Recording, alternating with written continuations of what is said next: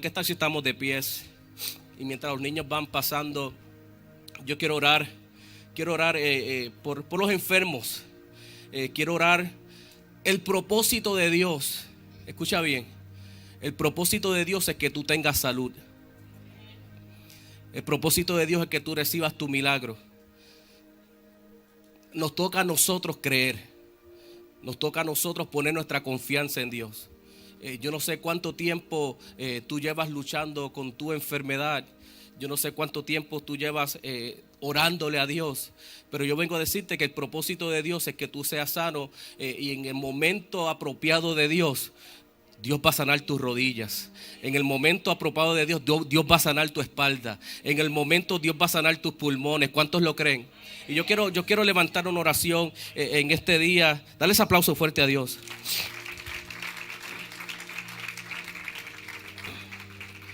Esta mañana un joven me llama y dice: pastor, quiero que ore por mis padres. Brandon, que estaba por aquí, está por ahí, y cuando me dijo eso me tocó el corazón, porque cada miembro en la familia tiene una responsabilidad. Los esposos tienen la responsabilidad de amar a sus esposas y a su familia.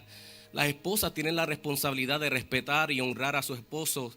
Los niños y los hijos bíblicamente tienen la responsabilidad de honrar a sus padres. Ese es el orden familiar. Cuando este joven me llama, me dice: pastor, yo quiero que tú ores por mis padres, que los diagnosticaron con COVID en estos días, y quiero que ores por ellos. Y sentí que esa petición salió del corazón. Y quiero levantar un clamor por los padres de Brandon. Y cada persona que esté enferma aquí, levanta tus manos al cielo. Y yo quiero declarar la sanidad y la salud de Dios en tu vida, declarar vida, declarar salud. Y quiero que te unas conmigo en este momento, pero quiero que te unas creyendo, que te unas con fe, que de que hoy tú vas a recibir tu sanidad. ¿Cuántos lo creen? ¿Cuántos se unen conmigo? Señor Jesús, Señor, yo me uno a tu pueblo en este día, Dios. Levantamos un clamor, Señor, por los padres de Brandon, Dios, que quizás están conectados. Señor, desde este altar enviamos una palabra de salud, entendiendo, Dios, que tu voluntad es que nosotros estemos sanos, que nosotros estemos en salud. Señor, tu palabra dice que por tu llaga fuimos nosotros curados. Cada enfermedad tú la llevaste a la cruz. Cada enfermedad, Señor, fue llevada, Señor, a la cruz del Calvario y fue vencida en la cruz del Calvario. Señor, cada persona que está aquí enferma, Señor, que tiene dolores de espalda, de rodillas, Señor, con condiciones asmáticas, que tiene diabetes, Señor, cada persona, Señor, declaramos, Señor, con fe, y me uno a tu pueblo, declarando con fe, Señor, que hoy es el día, Señor, que tú sanas, Señor. Declaramos que tu poder, que por tus llagas fuimos nosotros curados. Y la iglesia dice fuerte: amén. Dale ese aplauso fuerte a Dios. Aleluya. ¿Cuántos están contentos? Puedes sentarte. ¿Cuántos están contentos de estar en la casa de Dios? Antes de continuar, quiero reconocer a mi tía Hilda, que está aquí. Un aplauso a mi tía Linda, que está ahí. Se parece un poco a mi mamá, ¿verdad? Y mis primas Lucy, mi prima Lili, qué bueno que está aquí. Hace varios años que no las veía, y qué bueno que están aquí con nosotros. Y es una honra de que saquen tiempo de sus vacaciones para honrar a Dios y sacar este tiempo para adorar. Amén. Hoy continuamos. ¿Cuántos quieren escuchar palabra de Dios en este día? Porque si no quieren escuchar palabra de Dios, pues despedimos, nos vamos. Vamos a escuchar palabra de Dios. Hoy traemos un tema, hoy traigo un mensaje que quiero empoderarte. ¿Cuántos quieren ser empoderados en este día? Quiero empoderarte para los momentos difíciles, porque la verdad es que estamos viviendo momentos difíciles. Si notan que estoy un poco aficiado, que estoy todavía luchando con esto de la enfermedad. Y hoy quiero hablar bajo el tema: ¿qué hacer cuando el mundo se nos pone patas arriba? ¿Alguien sabe lo que es patas arriba? Ese es el tema de hoy. ¿Qué hacer cuando el mundo se nos pone patas arriba? Y antes de nosotros entrar, quiero orar, porque yo vengo a declarar esta palabra en tu vida. Yo sé que pasamos momentos difíciles, y a veces los momentos difíciles son los momentos que más nos confundimos. Son los momentos más difíciles para nosotros tomar decisiones. Señor, y yo te pido que tú unjas mis labios, Señor, y que estas palabras, que tú, Señor, la diseñaste para este día, para este pueblo y para cada persona que está escuchando mi voz. Yo te pido, Señor, que esta palabra caiga en terreno fértil y que pueda ser entendida, Dios, en el nombre de Jesús. Amén, amén. Todos sabemos que estamos viviendo momentos difíciles. Las personas que tienen más edad, quizás es un poco más obvio porque tienen más tiempo para comparar cómo eran las cosas antes y cómo son las cosas ahora. Yo escucho a muchos de ustedes, y no es porque sean viejos, pero escucho a muchos de ustedes diciendo, antes no era así. Y toda persona que dice, antes no era así, me está diciendo que ya tiene bastante edad. Porque los tiempos cambian y la verdad es que estamos viviendo tiempos difíciles. Ahora mismo todos sabemos acerca de los ataques del 7 de octubre de este mismo año, hace apenas un mes atrás. Los ataques de parte de Hamas a Israel, todos estamos viendo las noticias. Y cuando vemos estos eventos, es como un recordatorio de que para aquel que piensa que la maldad no existe, para aquel que piensa que todo es un cuento de hadas, estos eventos suceden y es como que vienen para recordarnos que vivimos en un mundo que está lleno de maldad, que vivimos en un mundo que cuando salimos a las calles tenemos que tener cuidado, que tenemos que estar pendientes, porque son los días que estamos viviendo. ¿Alguien sabe lo que estoy hablando? Este conflicto de Israel que todos estamos viendo en las noticias es un conflicto que ha estremecido el mundo. Es un conflicto que cada día se complica más y se complica más y se pone más difícil la cosa. Y a muchos en el mundo se le ha puesto el mundo patas arriba. A muchos se le ha puesto la vida complicada. Ese octubre 7, el mundo se viró patas arriba para muchas familias. Ese octubre 7, el mundo fue chocado de una manera impactado, que tiene a mucha gente confundida. Ese 7 de octubre sucedieron tantas cosas. Estaba viendo las noticias que ese 7 de octubre en Memphis, Tennessee, había un ministro de 53 años de la iglesia de Bellevue en una Bellevue Baptist Church en Memphis, Tennessee. Y este pastor de 53 años estaba corriendo un maratón, y mientras estaba corriendo el maratón, el mismo 7 de octubre, corriendo el maratón, le da un ataque al corazón y ahora está en la presencia de Dios. Un hombre que aparentemente totalmente saludable, que se dedicaba, además de que se dedicaba al ministerio, se dedicaba al deporte, un hombre muy querido en la comunidad. Supongo que su iglesia lo apreciaba mucho. El pastor Tim Shelton se llamaba. Y yo estoy seguro que para su familia y para su iglesia, el mundo también se viró patas arriba con una noticia inesperada como esta. Porque cuando la muerte llega a nuestras familias, y si alguien ha experimentado esto, una muerte que ha llegado a tu familia, el mundo se te vira al revés. Y todo parece tan complicado y todo parece tan difícil. Ese camino a la funeraria, ese camino al cementerio, hace que nuestra vida se vire patas arriba. ¿Alguien sabe lo que estoy hablando? En Deuteronomio 32, Moisés, sabiendo que ya estaba en sus últimos días, Moisés en ese capítulo, él decide preparar al pueblo para su partida. Ya él sabía que no le quedaba mucho tiempo. Él sabía que iba a ser un momento fuerte para el pueblo. Él sabía que iba a ser un momento difícil. Y ya Moisés tenía casi 120 años. Ya era tiempo de que escribiera un testamento, ¿verdad? No espere hasta sus 120 años para escribir su testamento, por favor. Y Moisés había sido el líder de este pueblo por aproximadamente 40 años. Y de hecho, ya le quedaban muy pocos días. Y Moisés está parado frente a la multitud, que él es líder, que ya quedaban muy pocos de la generación de los de antes. Era como una nueva generación, una generación joven que se había levantado. porque en ese momento casi toda la generación anterior, ya casi todos habían muerto. Y Moisés había sido el único líder.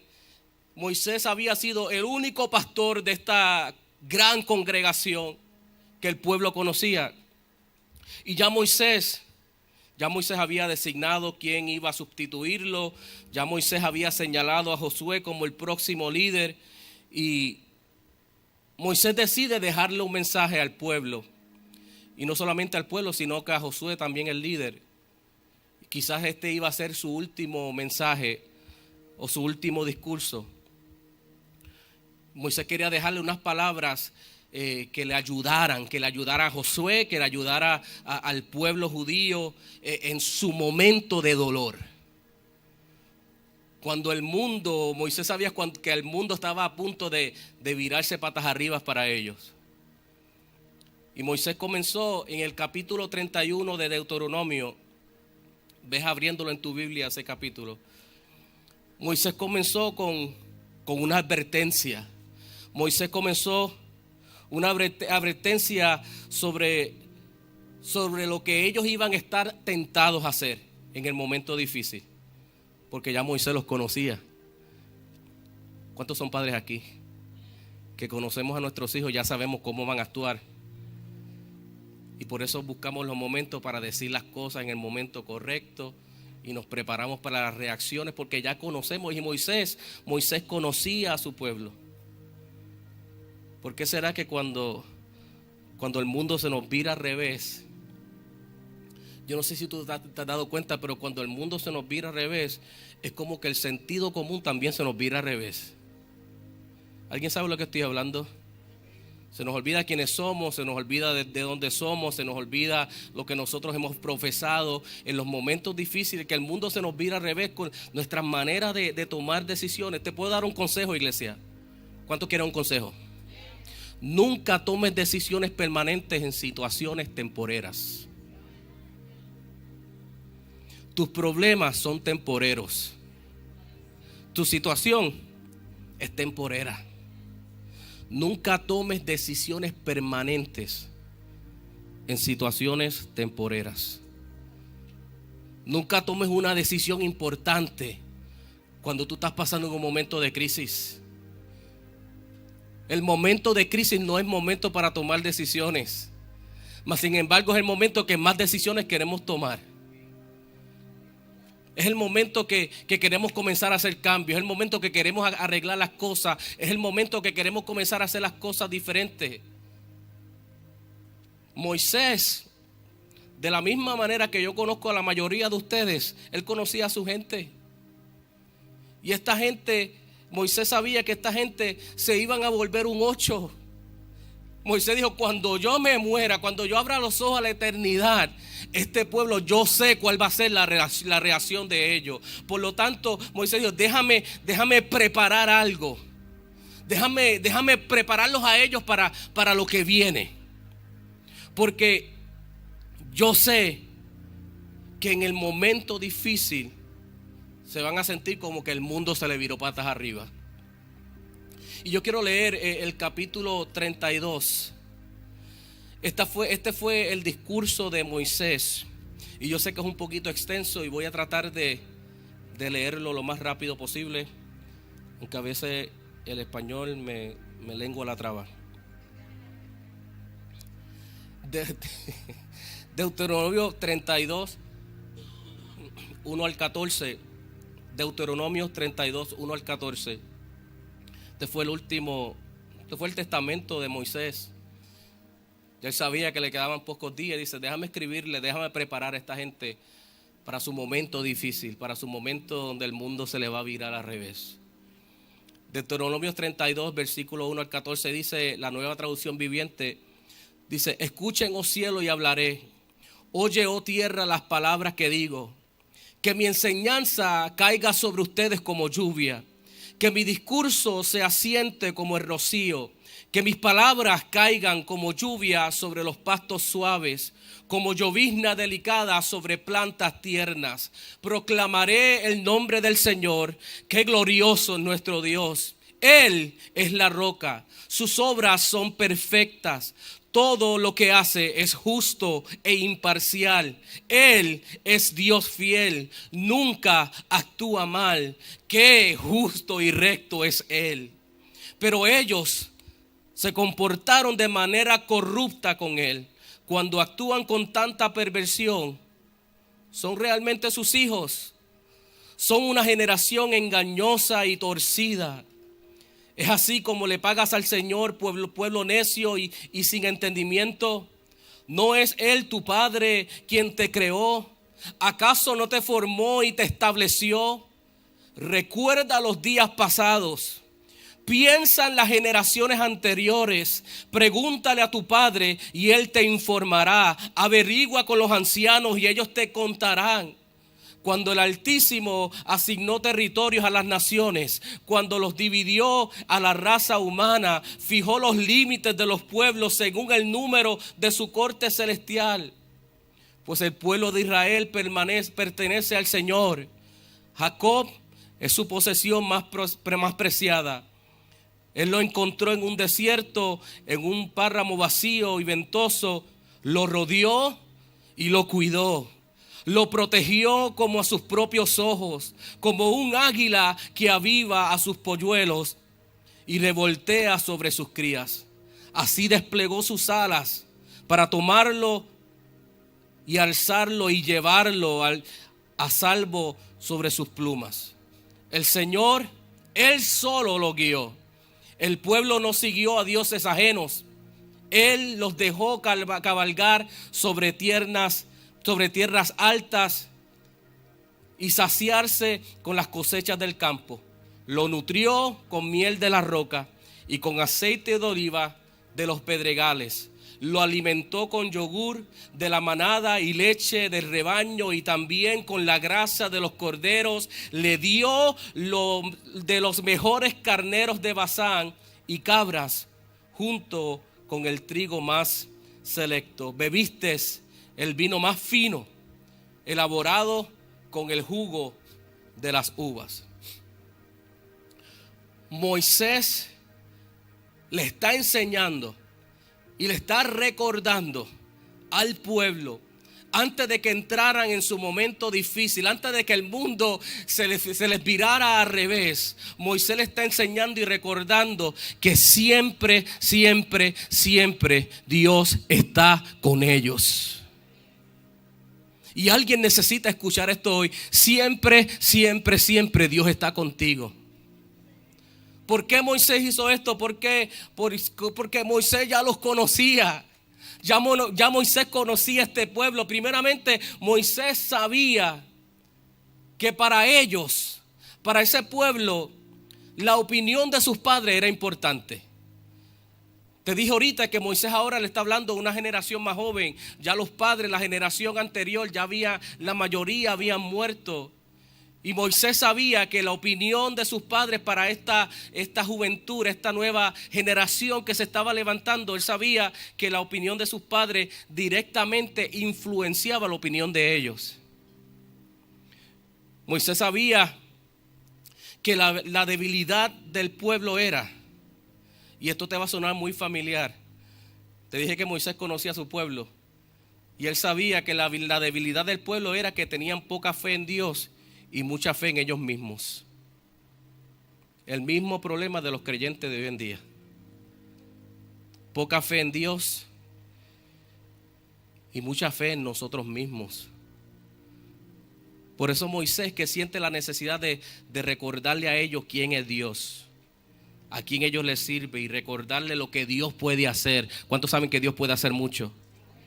Y hoy yo vengo a recordarle a alguien quién es Dios.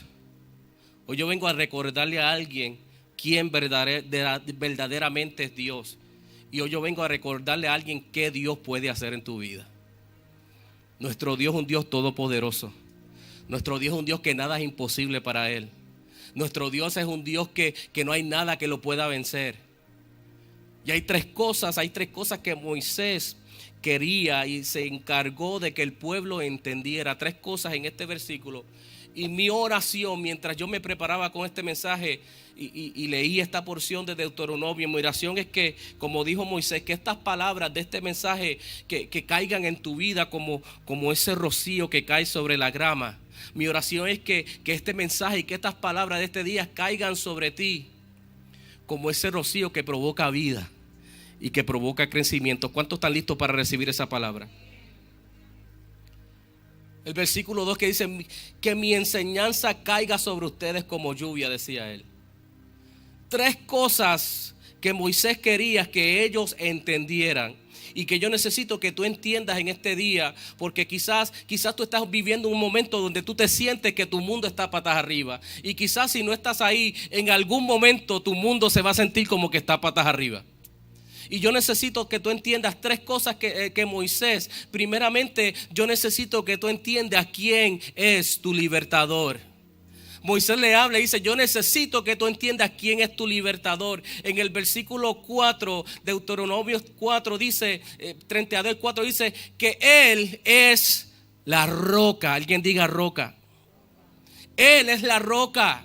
¿Quién es nuestro libertador? Él es nuestro libertador. La roca es nuestro libertador. Dice, sus obras son perfectas. Todo lo que Él hace es justo e imparcial. Él es Dios fiel, que nunca actúa mal. Qué justo y qué recto es Él. Alguien diga, Él es la roca. Alguien diga, Él es mi roca. La roca perfecta, la roca justa, la roca fiel, la roca que es recta, la roca que es imparcial, que es verdadera. Si tu mundo parece que se está desmoronando y Dios le está hablando a alguien en este día. Si tu mundo parece que se está desmoronando, que tú sientes que se te está cayendo, que se te está cayendo el mundo encima. Que todo parece que está patas arriba, que tú estás diciendo, como decía Chicken Little, que the sky is falling. No olvides quién es tu libertador. Yo no sé por lo que tú estás pasando hoy, pero hoy Dios viene a decirte, no olvides quién es tu libertador. Él es tu roca. Él es tu roca. Él es tu roca. Alguien que diga, Él es mi roca. Él es mi roca. Aleluya. Dale ese aplauso fuerte a Dios. Es posible que el mundo tuyo ya se te derrumbó. Y es posible que ahora tú estás en una etapa de construcción. Si alguna vez se te ha desboronado la vida, la única opción que tenemos es volver a reconstruir. Y es posible que tú estés en una etapa de construcción. Si tú estás en esa etapa de construcción, yo vengo a decirte, aprende a construir. Esta vez construye, pero construye sobre la roca. Construye sobre la roca. Jesús en el monte, en el sermón del monte, Él habló acerca de la historia de los sabios y de los necios. Y Él dice que el necio construye su casa sobre la arena. El necio construye su casa sobre la arena. Esa es la gente que le gusta hacer las cosas a su manera. Esas son la gente que piensan que sus planes son mejores que los planes de Dios. Esas son la gente que piensan que con la educación que tienen y los talentos y las destrezas que tienen, ellos pueden manejarlo todo. Por eso cuando vienen las tormentas de la vida, el mundo se le vira patas arriba. Su casa, su vida, se vuelve un caos. Y pierden el control. Y todo se viene al suelo porque construyeron en la arena. Pero el sabio construye su casa sobre la roca. El sabio construye su casa sobre Dios. El sabio construye su casa sobre Jesús, que es la roca, que es el fundamento firme. Y cuando llegan esos vientos difíciles de una cultura secular, cuando llegan los vientos difíciles, de los momentos de que nuestras finanzas son atacadas, cuando llegan los momentos difíciles de un falso mensaje, cuando llegan los momentos difíciles de una religión falsa, su casa se mantiene firme porque está sobre la roca. Y Moisés le está diciendo al pueblo, tu libertador es la roca.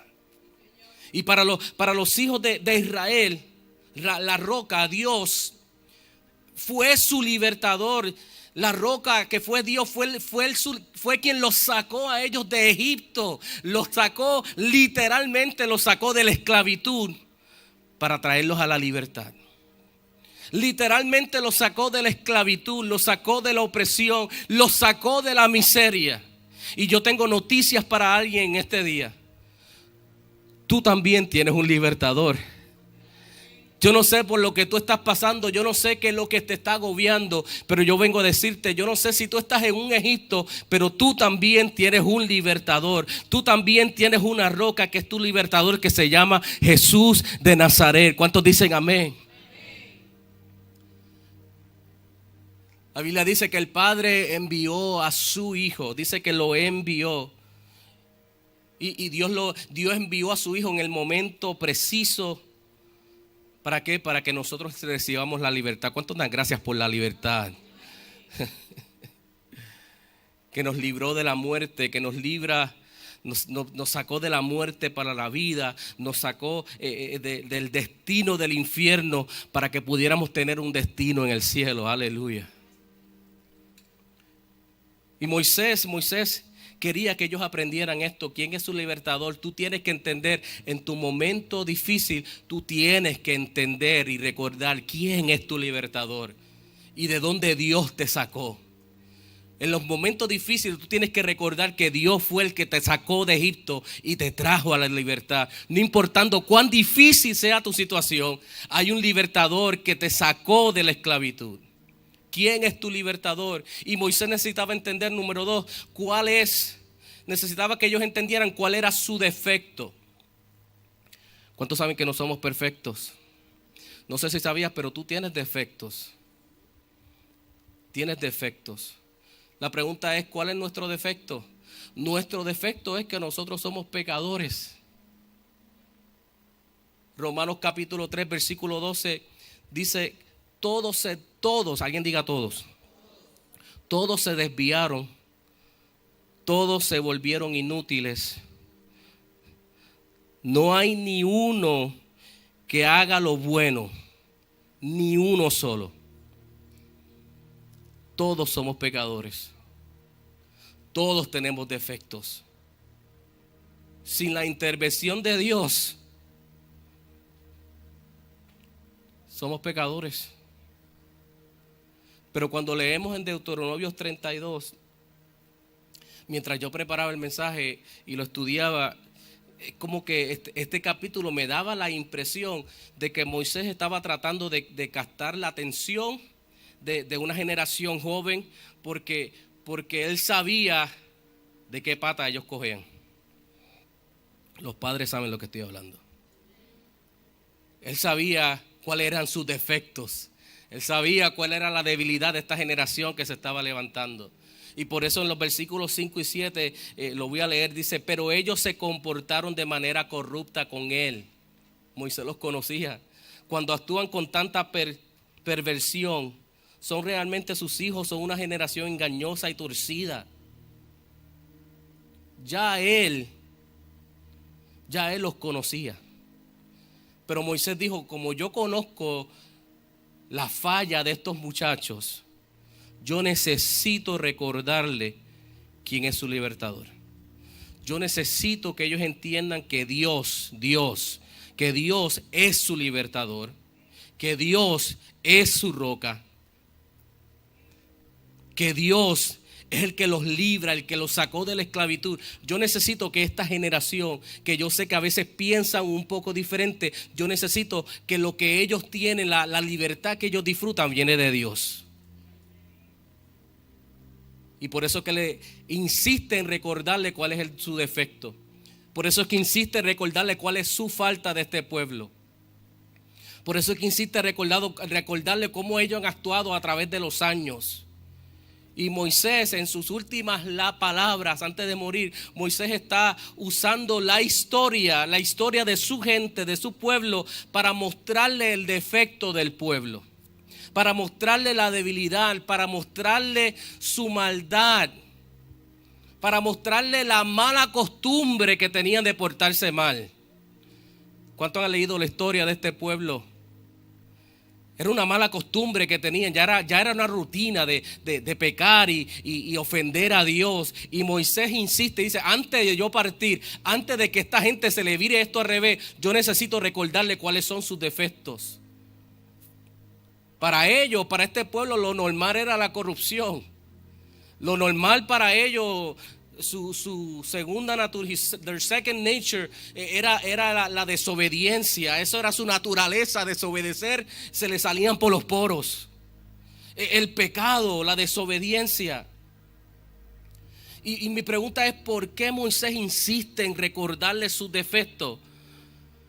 ¿Sabes por qué Moisés insiste antes de morir hablar de los defectos del pueblo? Porque cuando tu mundo se pone patas arriba, es cuando se revela tu verdadera naturaleza. Cuando tu mundo se vira patas arriba, es como que tú te aferras a lo que es natural para ti, a lo que es familiar para ti. Y para el pueblo de Israel, lo natural era volver a las raíces egipcias, que era lo que habían estado haciendo por tanto tiempo. Para el pueblo de Israel, lo natural era volver a la idolatría. Y nuestros defectos, iglesia, nuestro defecto es que cuando las cosas van bien, y yo no sé si esto va a ofender a alguien, pero nuestro defecto de la iglesia de este siglo, que cuando las cosas nos van bien, nos olvidamos de Dios. Y cuando las cosas nos van mal, la culpa es de Dios. ¿Alguien sabe lo que estoy hablando? Por eso en el momento de crisis, es el mejor momento para tú mirarte en un espejo. En tu momento de crisis, cuando las cosas están color de hormiga brava, cuando tu mundo está al revés, cuando todo está fallando, cuando todo se está rompiendo, cuando nada está funcionando, ese es el momento perfecto para tú pararte en un espejo y mirarte y evaluarte. Y sabes que lo más probable es que cuando tú te veas en ese momento, no te va a gustar nada de lo que vas a ver. Es como la pareja que llevaban muchos años casados y deciden ir a un restaurante y se sientan en una mesa en el restaurante, y esta pareja que llevaban años y años casados y están sentados en la mesa, y el esposo mira a un extremo del restaurante y al extremo allá al fondo ve a una pareja de ancianos y le dice a la esposa: mira esa pareja de ancianos, qué viejitos están.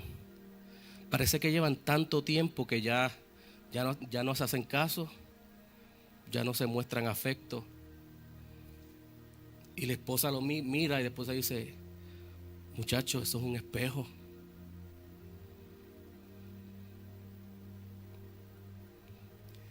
Y así nos sucede a nosotros. En los momentos de crisis, miremos el espejo. Y en ese momento tú vas a ver cuál es tu naturaleza. Y en ese momento tú vas a ver quién verdaderamente tú eres. Lo que Moisés estaba tratando de hacer era simplemente que antes de yo morir, yo necesito que esta gente se vean en el espejo. Y que ellos vean sus defectos y que ellos vean sus faltas. Y en tus momentos de crisis, aprende a mirarte en el espejo, a ver qué es lo que tú ves. Porque en tu mejor momento tú no lo vas a ver. En tu peor momento va a salir tu mal carácter. En tu momento de crisis va a mostrar tu falta de fe. Y Moisés antes de morir dice: yo necesito que este pueblo, número uno, que entiendan quién es su libertador y que entiendan cuáles son sus defectos.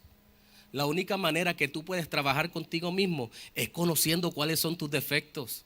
No es escondiendo tus defectos, no es ignorando tus defectos, no es barriéndolo debajo de la alfombra. Lo mejor que tú quieres hacer es conocer cuáles son tus defectos. Y número 3, ¿qué quería que Moisés, que el pueblo entendiera? Que entendiera su libertad, que entendiera su liberación. ¿Sabes por qué? Porque a veces se nos olvida que somos libres. Eres libre. Iglesia, tú eres libre. Creyente, tú eres libre.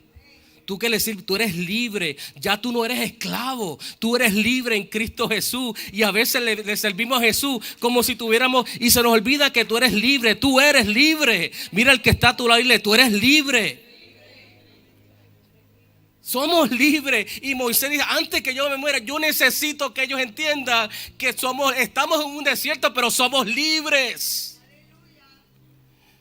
El versículo 8 dice, cuando el Altísimo asignó territorio a las naciones, cuando dividió a la raza humana, fijó los límites de los pueblos según el número de su corte celestial. Cuando hablamos de libertad, la libertad es una experiencia que cambia nuestra vida.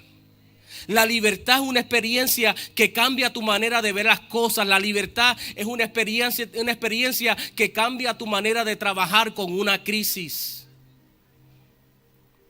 Y para los judíos, para este pueblo, Dios, la roca y el libertador, le dio un lugar para vivir fuera de la esclavitud.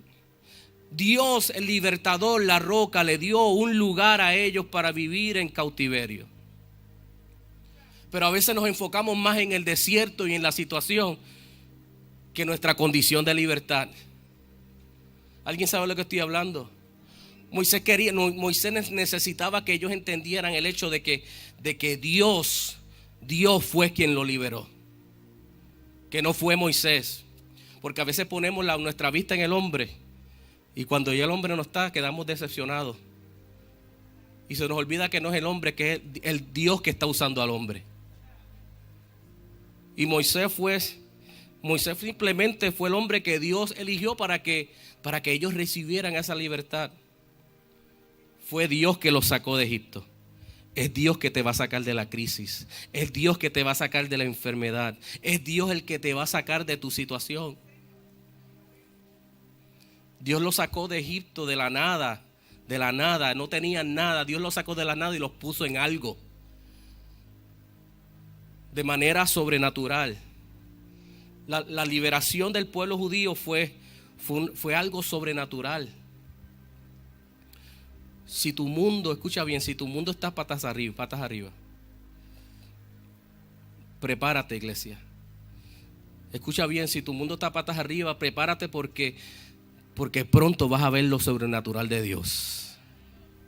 Si tu mundo está en una situación que tú no ves solución, que tú no ves salida, prepárate, iglesia. Porque pronto vas a ver lo sobrenatural de Dios.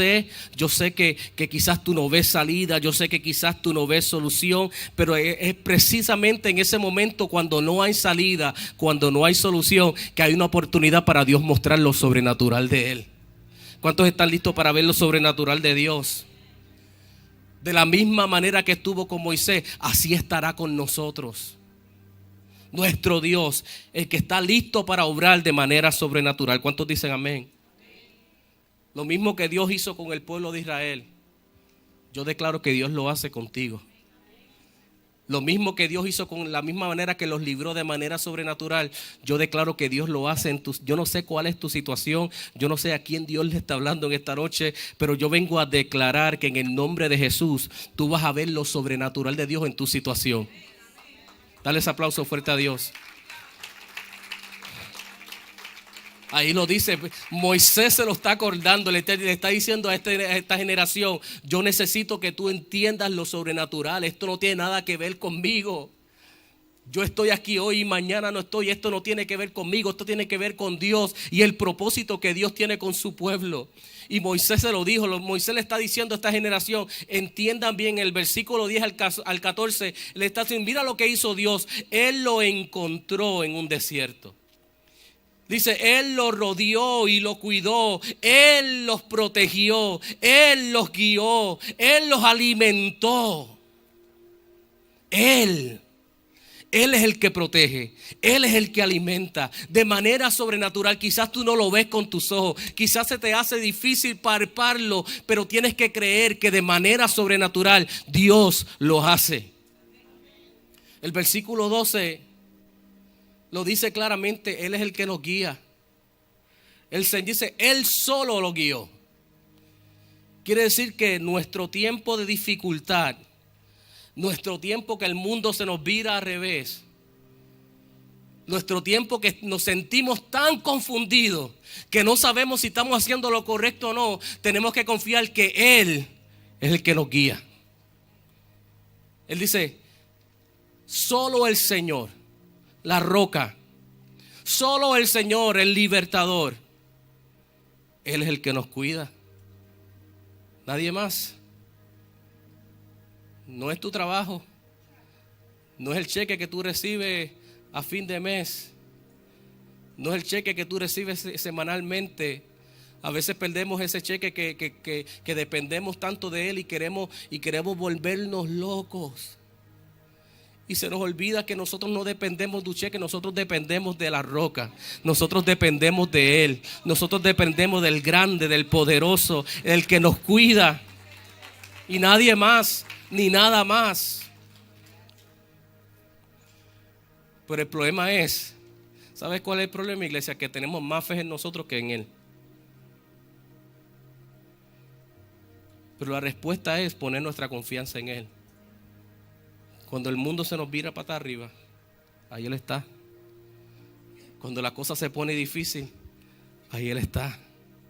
Tú no lo ves, pero Él está ahí. Y yo lo veo en el versículo 13 y 14. Y ya estoy cerrando. El versículo 13 y 14, cuando yo leo estos versículos, me da la sensación de que Dios está con nosotros para largo plazo. Dios no está contigo por temporadas. Dios no está contigo solamente en los momentos buenos. El versículo 13 dice, Él lo dejó cabalgar. Y con esto voy a cerrar porque esto es poderoso, iglesia. Él lo dejó cabalgar sobre tierras altas y saciarse con las cosechas de los campos. Lo nutrió con miel de la roca y con aceite de oliva de los pedregales. ¿Sabe lo que es cabalgar sobre tierras altas? Eso significa que Él los exhibió en buenos lugares. Y lo mismo hace contigo. Él, la roca, los exhibió en buenos lugares. Y dice que disfrutaron de los frutos de la tierra. Dice que los nutrió con miel. Y me gusta esta expresión cuando dice, lo nutrió con miel de la roca. ¿Sabe por qué me gusta? Porque siempre que la Biblia habla de miel, está hablando de nuestra relación con Cristo. ¿Cuántos son seguidores de Cristo? Siempre que la Biblia habla de miel, está hablando de nuestra relación con Cristo. Cuando tu mundo está patas arriba, escucha bien esto. Si abrazas la roca, si abrazas a nuestro libertador, el que nos ha liberado, a pesar de nuestros defectos, a pesar de que le fallamos, a pesar de que a veces dudamos de Él, Él continúa liberándonos todos los días.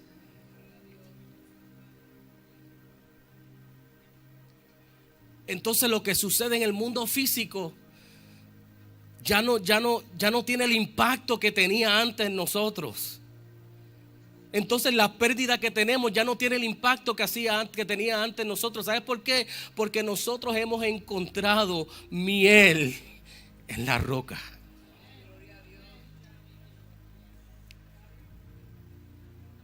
Por eso es importante que tú abraces la roca.